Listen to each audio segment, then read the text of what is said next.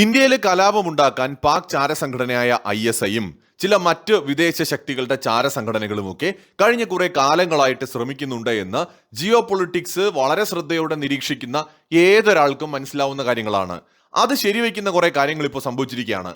അതായത് നമ്മുടെ രാജ്യത്ത് നടന്ന CJP സമരം ഉണ്ടല്ലോ, ഇതിനെ അട്ടിമറിക്കാനായിട്ട് പാക് ചാരസംഘടനയായ ISI ശ്രമിച്ചു എന്ന് ഇപ്പോൾ പറയുന്നത് പഞ്ചാബ് പോലീസാണ്. ആം ആദ്മി പാർട്ടി ഭരിക്കുന്ന സംസ്ഥാനമാണ് പഞ്ചാബ്. ആ പഞ്ചാബിലെ പോലീസ് പറയുക മാത്രമല്ല, ഇതിന്റെ പിന്നിൽ പ്രവർത്തിച്ചവരെ അറസ്റ്റ് ചെയ്തിരിക്കുകയാണ്. ഇതോടെ CJP പ്രക്ഷോഭത്തെ അട്ടിമറിക്കാൻ ശ്രമിച്ചു എന്ന് നമ്മൾ എല്ലാവരും നേരത്തെ പറഞ്ഞുകൊണ്ടിരുന്ന കാര്യം ഏതാണ്ട് ശരിയാണെന്ന് തെളിഞ്ഞിരിക്കുകയാണ്.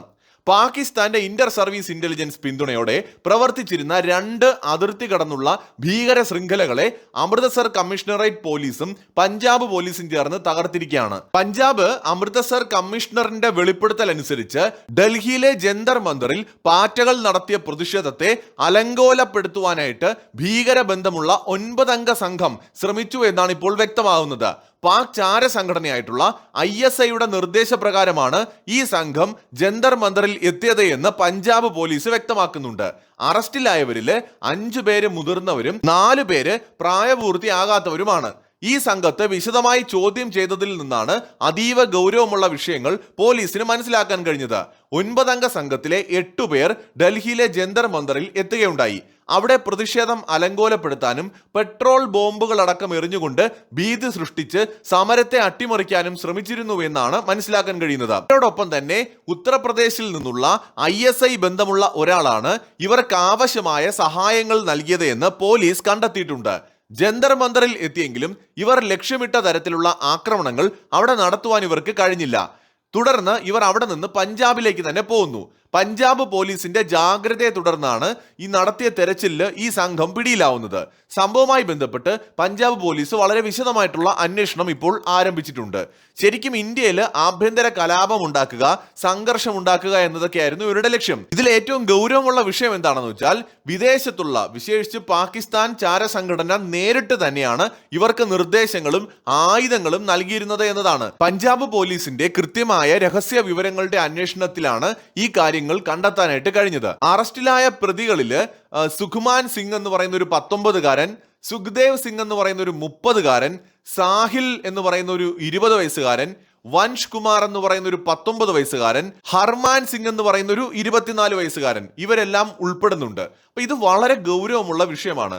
നമ്മുടെ രാജ്യത്ത് പ്രശ്നങ്ങൾ ഉണ്ടാക്കാൻ ഖാലിസ്ഥാൻ വാദികളും ISIയും ഒക്കെ നിരന്തരമായിട്ട് പരിശ്രമിക്കുന്നുണ്ട് എന്ന് വ്യക്തമാണ്.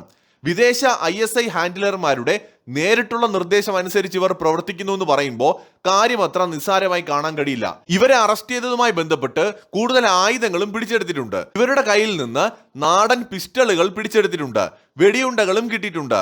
4 പെട്രോൾ ബോംബുകൾ, നിരീക്ഷണത്തിന് ഉപയോഗിച്ച മോഷണം പോയ മോട്ടോർ സൈക്കിൾ എന്നിവയെല്ലാം ഇവരുടെ അടുത്തുനിന്ന് കണ്ടെടുത്തിട്ടുണ്ട്.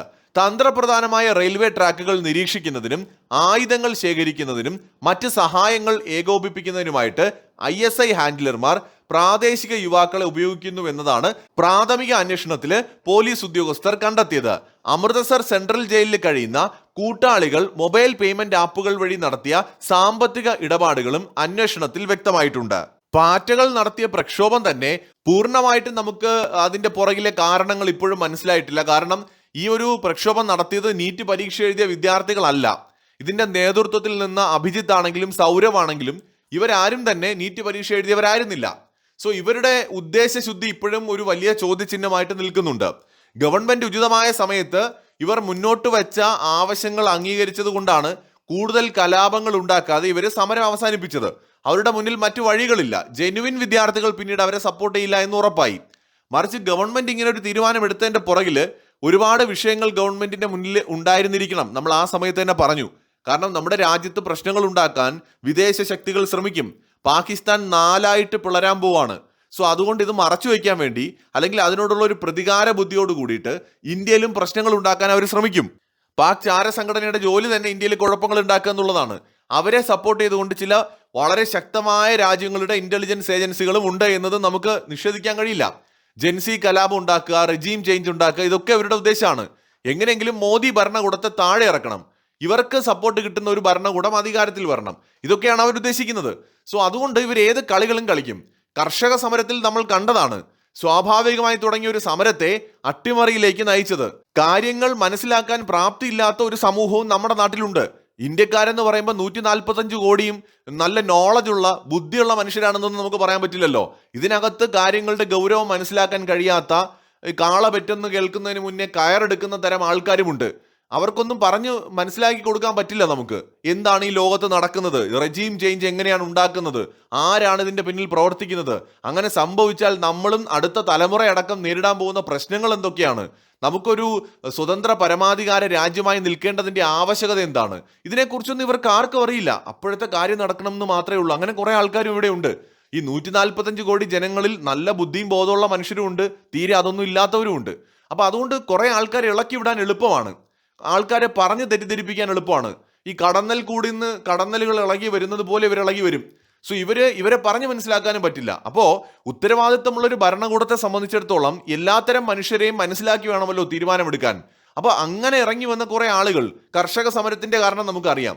ഒടുവിൽ ഗവൺമെന്റിന് അതിൽ നിന്ന് പിന്നോട്ട് പോകേണ്ടി വന്നത് അത് നീണ്ടുപോയാൽ രാജ്യത്തിന് പ്രശ്നമാണ് എന്ന് മനസ്സിലായതുകൊണ്ടാണ്. ഇപ്പൊ വിദ്യാർത്ഥി സമരവും അത് തന്നെയാണ്. വിദ്യാർത്ഥികളെ മുന്നിൽ വെച്ചുകൊണ്ട് വിദ്യാർത്ഥികളല്ലാത്ത കുറെ ആളുകൾ നടത്തുന്ന സമരവും കലാപവുമായിട്ട് അത് മാറുന്നത് കണ്ടപ്പോഴാണ് അതിനെ നിയന്ത്രിക്കാൻ ഗവൺമെന്റിന് കടും കൈകൾ ചെയ്യേണ്ടി വന്നതും പ്രധാനന്റെ രാജി ആവശ്യപ്പെടേണ്ടി വന്നതും. ഇപ്പൊ അത് വ്യക്തമാവുകയാണ്. ഇത് പഞ്ചാബ് പോലീസ് കണ്ടുപിടിച്ച കാര്യമാണ്. ഇല്ലെങ്കിൽ പറയാമായിരുന്നു മോദി സർക്കാർ കള്ളം പറയാണ്, അല്ലെങ്കിൽ ഉത്തർപ്രദേശ് സർക്കാർ ഇത് കണ്ടുപിടിച്ചു, അല്ലെങ്കിൽ ഉത്തർപ്രദേശ് പോലീസാണ് ഇവരെ അറസ്റ്റ് ചെയ്തതെങ്കിൽ അത് മോദിക്ക് വേണ്ടി അല്ലെങ്കിൽ BJPയുടെ നാടകമാണെന്ന് പറയാം. CJP പ്രൊട്ടസ്റ്റിനെ ദേശവിരുദ്ധമാക്കി മുദ്ര കുത്താനുള്ള നാടകമാണെന്ന് വേണമെങ്കിൽ പറയാം. പക്ഷെ ഇവിടെ അറസ്റ്റ് ചെയ്തിരിക്കുന്നത് പഞ്ചാബിലാണ്. പഞ്ചാബ് ആം ആദ്മി പാർട്ടി ഭരിക്കുന്ന ഒരു സ്റ്റേറ്റ് ആണ്. അവിടെയാണ് ഈ ISI ബന്ധമുള്ള 9 പേര് അറസ്റ്റിലായിരിക്കുന്നത്. സോ ഇവരെ പോലുള്ള രാജ്യദ്രോഹികളെ നമ്മൾ ഗൗരവത്തോടെ തന്നെ കാണണം. നമ്മുടെ ശത്രുക്കൾ ചൈനയോ പാകിസ്ഥാനോ മാത്രമല്ല, അവിടെ നിന്ന് എറിഞ്ഞു കൊടുക്കുന്ന എല്ലിൻ കഷ്ണം വാങ്ങി തിന്ന് രാജ്യത്തിന് ഒറ്റാൻ നിൽക്കുന്ന ഈ രാജ്യത്തിനകത്തുള്ള പലരും കൂടിയാണ്. അല്ലെങ്കിൽ രാജ്യദ്രോഹികളായിട്ടുള്ള കുറെ ആളുകൾ ഇവിടെ ഉണ്ട്. അതുകൊണ്ടാണ് ISIയുടെ നിർദ്ദേശം അനുസരിച്ച് പ്രവർത്തിക്കാൻ ഇവിടെ ആളെ കിട്ടുന്നത്. അതുകൊണ്ടാണ് ജന്തർ മന്ദറിലേക്ക് കുറ്റിയും പറിച്ചുകൊണ്ട് വരുന്നത് പെട്രോൾ ബോംബുമായിട്ട്. സോ നമ്മളിവിടെ മനസ്സിലാക്കേണ്ടത് അതിന് പ്രത്യേകിച്ച് ജാതിയോ മതമൊന്നുമില്ല. അത് ഞാൻ എടുത്തു പറയാൻ ആഗ്രഹിക്കുകയാണ്. ഈ പ്രലോഭനങ്ങളിലും സാമ്പത്തികമായ താല്പര്യങ്ങളിലും വീഴുന്ന ആളുകൾ ഏതെങ്കിലും ഒരു മതത്തിൽപ്പെട്ട ആളുകളോ ഒരു ജാതിയിൽപ്പെട്ട ആളുകളോ ആണെന്ന് പറഞ്ഞ് നമുക്ക് മുദ്രകുത്താൻ പറ്റില്ല. പിടിയിലാവുന്ന ആളുകൾ പല വിഭാഗത്തിൽപ്പെട്ടവരാണ്. അപ്പൊ അതുകൊണ്ട് ഏതെങ്കിലും ഒരു വിഭാഗത്തിനെ ടാർഗറ്റ് ചെയ്തുകൊണ്ട് ഇത്തരം വാർത്തകൾ പോകാതിരിക്കാനും നമ്മൾ ശ്രദ്ധിക്കണം. അതും ISIയുടെ അജണ്ടയാണ്. കാരണം നമ്മുടെ രാജ്യത്തിനകത്ത് മതസൗഹാർദ്ദം തകർക്കുക, പരസ്പര സ്നേഹം തകർക്കുക, സാഹോദര്യം തകർക്കുക, തമ്മിലടിപ്പിക്കുക എന്നത് വിദേശ ചാര സംഘടനകളുടെ ഒരു വലിയ അജണ്ടയാണ്. അതിലും പോയി വീണു കൊടുക്കരുത്. കുറച്ച് പൈസ കിട്ടിക്കഴിഞ്ഞാൽ ജനിച്ച നാടിനെ ഒറ്റുകൊടുക്കാൻ മടിയില്ലാത്തവർ എല്ലാ മതത്തിലും എല്ലാ വിഭാഗത്തിലും ഉണ്ട് എന്നതും നമ്മൾ മനസ്സിലാക്കണം. പഞ്ചാബിൽ നിന്ന് പിടിയിലായവരും അത് തന്നെയാണ് സൂചിപ്പിക്കുന്നത്. ഇതിനു മുന്നേയും ISIയുടെയും അല്ലെങ്കിൽ വിദേശ ശക്തികളുടെയും ഫണ്ട് വാങ്ങിക്കൊണ്ട് രാജ്യത്തിന് ഒറ്റുന്ന പിടിയിലായിട്ടുള്ള പലരുടെയും ഒരു ട്രാക്ക് റെക്കോർഡ് നോക്കിക്കഴിഞ്ഞാൽ അതിൽ എല്ലാത്തരം ആൾക്കാരുമുണ്ട്. അപ്പൊ നമ്മളിവിടെ ഗൗരവത്തോടെ എടുക്കേണ്ടത് നമ്മുടേതാണ് ഈ രാജ്യം. ഈ രാജ്യം ഇങ്ങനെ നിലനിൽക്കേണ്ടത് നമ്മൾ ഓരോരുത്തരുടെയും ആവശ്യമാണ്, വരും തലമുറയുടെ ആവശ്യമാണ്. പാകിസ്ഥാനെ പോലെ അല്ലെങ്കിൽ ചൈനയെ പോലെ CIA പോലെ ഡീപ് സ്റ്റേറ്റിനെ പോലെ പല ശക്തികളും നമ്മളെ തകർക്കാൻ ശ്രമിക്കും. അവർക്ക് ആർക്കും നമ്മുടെ നന്മയല്ല വേണ്ടതെന്ന് മനസ്സിലാക്കിയാൽ മാത്രം മതി. നമ്മുടെ രാജ്യത്ത് കലാപം ഉണ്ടാക്കുന്ന നമ്മളെ നന്നാക്കാനല്ല, നശിപ്പിക്കാനാണ്. നമ്മുടെ രാജ്യത്ത് സിസ്റ്റത്തെ തകർക്കാനാണ്. ഏതെങ്കിലും ഒരു ഭരണകൂടത്തെ അട്ടിമറിക്കണമെന്ന് വിദേശ ശക്തികൾക്ക് തോന്നണമെങ്കിൽ ആലോചിച്ച് നോക്കൂ, നമ്മുടെ ഇവിടെയുള്ള ഭരണകൂടം അവരുടെ താല്പര്യങ്ങൾക്ക് വഴങ്ങി കൊടുക്കുന്നില്ല എന്നതാണ് അതിന്റെ അർത്ഥം. ഇവിടെ പ്രതിപക്ഷത്തിരിക്കുന്നവര് ഭരണകക്ഷി താഴെ പോകണമെന്ന് ആഗ്രഹിക്കുന്ന സ്വാഭാവികമാണ്. പ്രതിപക്ഷം എപ്പോഴും അധികാരത്തിൽ വരാനായിരിക്കും ശ്രമിക്കുക, അവരതിനായിരിക്കും എപ്പോഴും ശ്രമിക്കുക. അത് നമുക്ക് മനസ്സിലാക്കാം. അത് സംസ്ഥാനത്താണെങ്കിലും രാജ്യത്താണെങ്കിലും അങ്ങനെ തന്നെയാണ്. അതുകൊണ്ട് തന്നെ ഭരണകക്ഷി എന്ത് ചെയ്താലും കുറ്റം കണ്ടുപിടിക്കും. അത് പ്രതിപക്ഷത്തിന്റെ ഒരു സ്ഥിരം ശൈലിയാണ്. ചിലപ്പോൾ നാളെ BJP പ്രതിപക്ഷത്ത് വന്നാൽ അവരും അതായിരിക്കും ചെയ്യാൻ പോകുന്നത്, പറയാൻ പറ്റില്ല. പക്ഷേ വിദേശ ശക്തികൾക്ക് എന്താണ് ഇവിടെ കാര്യം? ഡീപ് സ്റ്റേറ്റ് മോദി മാറണമെന്ന് ആഗ്രഹിക്കുന്നുണ്ടെങ്കിൽ, ISI മോദി മാറണമെന്ന് ആഗ്രഹിക്കണമെന്നുണ്ടെങ്കിൽ, ചൈന ആഗ്രഹിക്കുന്നുണ്ടെങ്കിൽ, ഈ വിദേശ ശക്തികളൊക്കെ മോദി ഭരണകൂടം താഴെ പോയിട്ട് മറ്റൊരു ശക്തി അധികാരത്തിൽ വരണം എന്ന് ആഗ്രഹിക്കുന്നുവെങ്കിൽ അതിന്റെ അർത്ഥം എന്താണ്? ഇവരുടെ ഒന്നും താല്പര്യങ്ങൾക്ക് നിലവിലെ ഭരണകൂടം വഴങ്ങി കൊടുക്കുന്നില്ല എന്നതാണ്. സോ ഈ ജന്തർ മന്ദറിൽ ഉണ്ടായ പ്രക്ഷോഭം ഒരു കണക്കിന് രാജ്യവിരുദ്ധ ശക്തികളെ ട്രാക്ക് ചെയ്യാനും കണ്ടെത്താനുമുള്ള ഒരു ഗോൾഡൻ ഓപ്പർച്യൂണിറ്റിയാണ് രാജ്യത്തെ പോലീസുകാർക്കും ഏജൻസികൾക്കും കൊടുത്തിരിക്കുന്നത് എന്നതുകൂടിയാണ് ഇതിൽ നിന്ന് വ്യക്തമാവുന്നത്.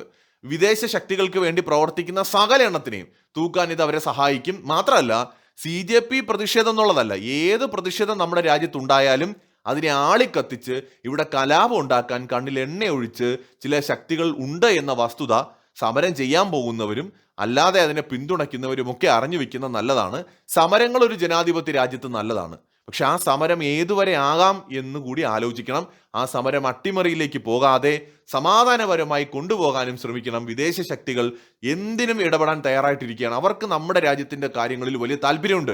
അത് നമ്മളൊരു വലിയ ശക്തിയായിട്ട് വളരുന്നു എന്ന അവരുടെ ബോധ്യത്തിന്റെ അടിസ്ഥാനത്തിലാണ്. മാങ്ങയുള്ള മാവിലെ കല്ലെറിയൂ എന്ന് പറയുന്ന പോലെ. മറ്റൊരു വീഡിയോയുമായി വീണ്ടും കാണാം.